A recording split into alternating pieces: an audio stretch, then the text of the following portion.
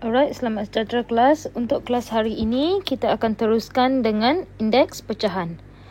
Standard pembelajaran kita pada hari ini adalah menentu dan menyatakan hubungan antara indeks pecahan dengan punca kuasa dan kuasa. Jadi persoalannya, bagaimanakah anda menentu dan menyatakan hubungan antara indeks pecahan dengan punca kuasa dan kuasa? Jadi mari kita lihat apakah hubungan antara A punca kuasa N dengan A kuasa 1/N. Jadi ketika di tingkatan 1, kamu telah belajar tentang kuasa 2 dan punca kuasa 2. Serta kuasa 3 dan punca kuasa 3. Jadi sekarang kita akan tentukan nilai. Kalau mengikut apa yang telah kamu belajar sebelum ini, X kuasa 2 adalah 9. Jadi 2 ini macam mana kita nak hilangkan? Sebab dia kuasa 2 dan kita akan punca kuasa 2.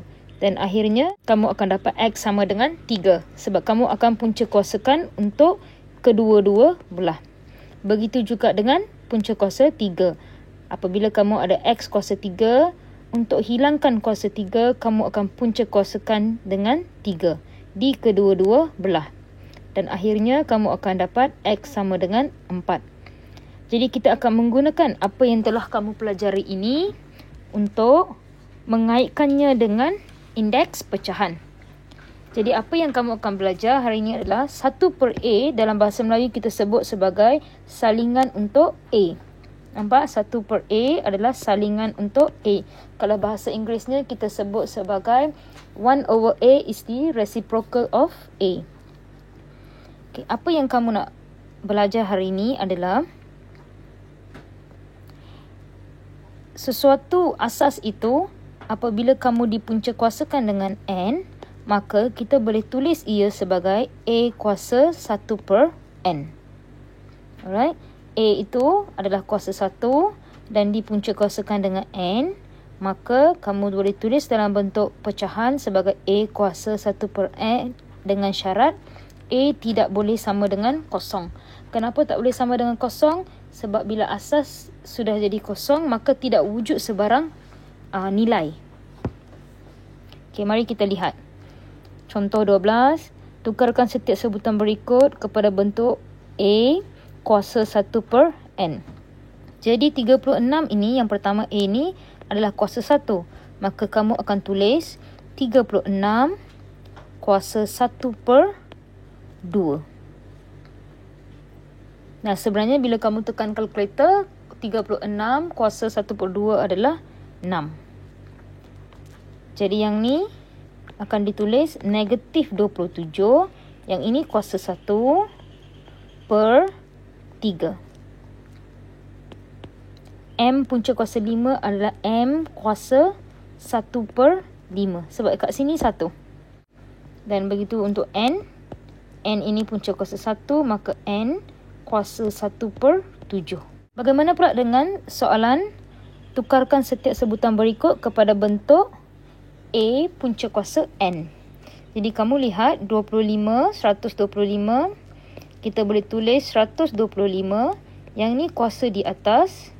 Yang bawah adalah punca kuasa 5. 256 kuasa 1 di punca kuasa 8. Negatif 1000 kuasa 1 dan punca kuasa 3. Pastikan bracket itu ditulis sebab soalan ada bracket. Okey. Seterusnya N kuasa 1 punca kuasa 12. Jadi kamu boleh semak jawapan ada di bawah. Nampak? Saya dah ajar sebenarnya kuasa tu. Apabila kamu ada A, M/N, maksudnya A itu kuasa M dan dipunca kuasakan dengan N. Ataupun kamu juga boleh punca kuasa dahulu dan selepas itu kuasa. Sama sahaja maksud dia. Contoh seperti tukarkan setiap sebutan berikut kepada bentuk yang pertama dan bentuk yang kedua. Ini agak mudah sebenarnya. Awak boleh tulis yang pertama, nampak kat sini 3/2. Jadi kita boleh letak kuasa 3 dalam braket dan yang ni adalah 1/2. Jadi 1/2 di luar. Ataupun kamu boleh juga letak 1/2 di bahagian dalam dan letak braket dan selepas itu kuasa 3. Kita tengok pada B, 27 kuasa 2/3. Maksudnya kamu boleh tulis 27 kuasa 2, tutup braket dan selepas itu dikuasakan dengan 1/3. Ataupun kamu boleh buat sebaliknya seperti begini. 27 kuasa 1/3 dan tutup braket kuasa 2. Untuk soalan 2A, kita ada 343 kuasa 2/3. Apa yang boleh kamu buat? Kamu boleh tulis dalam bentuk sebegini, iaitu 3/4/3. Bahagian atasnya adalah kuasa, bahagian bawah adalah punca kuasa.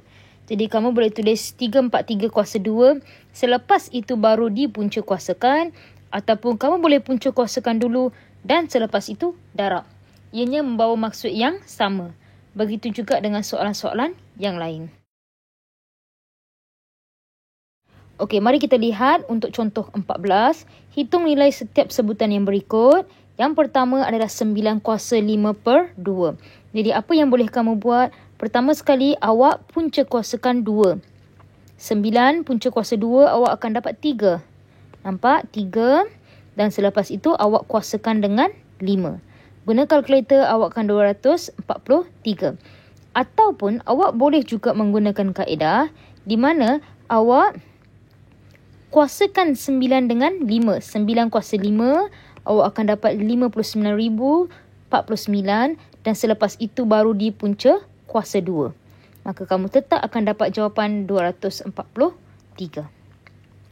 Untuk bahagian B, 16 kuasa 5/4. Kaedahnya, kamu akan dapat 16 5/4. Yang pertama sekali, awak boleh punca kuasakan 16 dengan 4. Maka awak akan dapat 2. Dan 2 itu dikuasakan dengan 5. Maka awak akan dapat 32. Ataupun awak boleh menggunakan 16 awak kuasa dengan 5. Lepas itu, awak akan dapat jawapan 1,048,576 dan selepas itu baru awak punca kuasakan dengan 4 dan kamu tetap akan mendapat jawapannya sebagai 32. Itulah indeks pecahan, iaitu dengan menggunakan formula AM per N sama dengan AM kuasa M punca kuasa N.